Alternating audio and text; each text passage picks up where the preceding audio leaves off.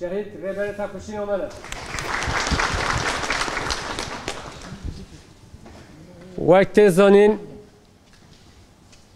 3 سالین ما ام کتین سالا 13 اف چالکی دو وارگه دا وارگه پیروز دا تیم شاندن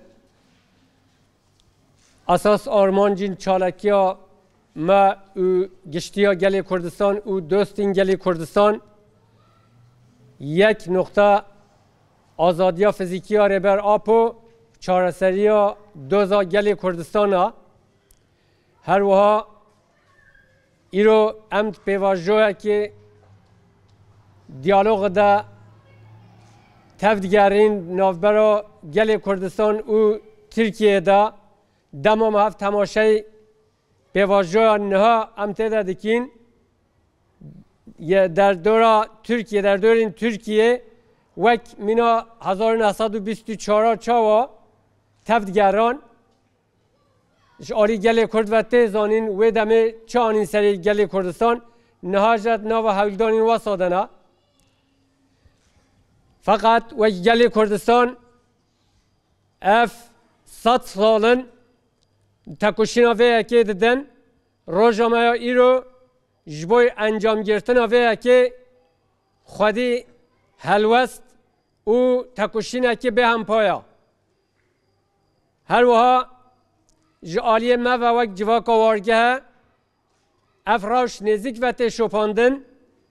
ام خودی ادعا که وصلین که حتی ربرتی ما فیزیکی در نکوت نو گل مدا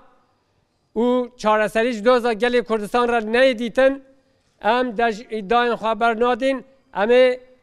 جور بر جور تکوشین آخا بدین بردام کردن به وی بونه ام در بیجین کسین که کردستان او در وی کردستانه تولید چالکیان بوین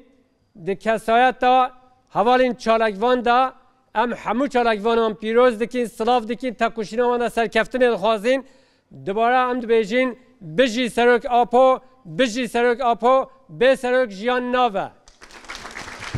بجی سرک آپو بجی سرک آپو به سرک جیان ناوه به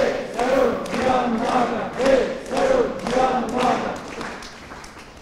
بجی سرک آپو به سرک جیان ناوه به سرک جیان ناوه به سرک جیان ناوه